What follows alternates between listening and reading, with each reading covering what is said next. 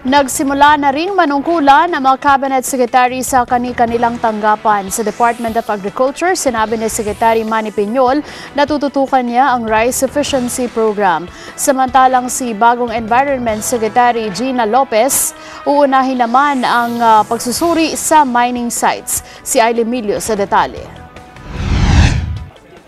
Formal nang naupo sa kani-kanilang pwesto sina Agriculture Secretary Manny Piñol at DENR Secretary Gina Lopez. Ito ay matapos ang isinagawang turnover ceremony sa kani-kanilang tanggapan kasama sina outgoing Secretaries Proceso Alcala at Ramon Paje.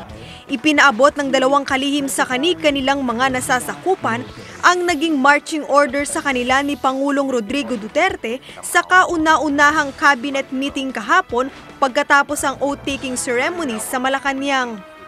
Pangunahin nila sa ipinag-utos ni Pangulong Duterte ay ang pagtatanggal ng red tape at pagsugpo sa korupsyon sa kani-kanilang kagawaran.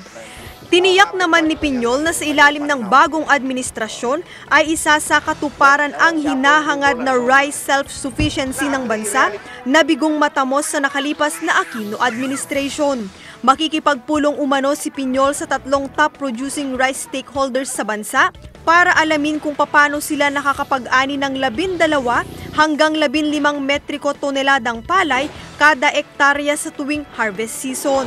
Tamaan tayo sabay-sabay ng El Nino. Saan tayo kukuha ng bigas? Therefore, it has become a must. It's no longer a choice. It has become a must that we have to attain rice sufficiency and food sufficiency in this country.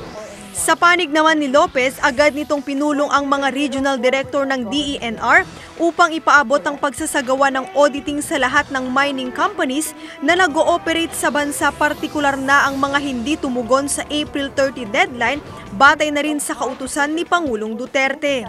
Simula ngayong araw, July 1, 2016 ang gagawing auditing at matatapos ito sa unang araw ng Agosto.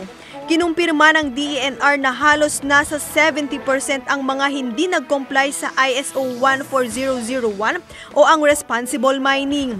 Aminado si Lopez na hindi siya kontra sa pagmimina, subalit kung ito ay hindi magdudulot ng mabuti sa kapakanan, kalusugan at kabuhayan ng mga mamamayan, ay non-negotiable ang kanyang magiging paninindigan. We are releasing the order for the audit for the Filipino people, an audit of all existing mines. Tiniyak naman ni Piñol na wala itong planong magkalakal ng mga dokumento para gamitin sa pagsasampa ng kaso laban sa mga dating opisyal ng kagawaran na posibleng sangkot sa korupsyon. Ani Piñol, hindi niya sasayangin ang kanyang oras sa paghahabol sa mga korap na opisyal ng DA sa ilalim ng Aquino administration. Not that I'm reneging on my commitment for a corruption-free government, but I believe that I should not be wasting my time running after people belonging to the previous administration. That is not my job.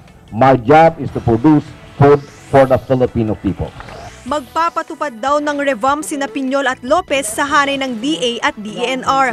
Kailangan raw nila itong gawin hindi dahil ayaw nila sa mga kasalukuyang nakaupo sa pwesto, kundi bilang bahagi ito ng pangako ng Administrasyong Duterte na change is coming.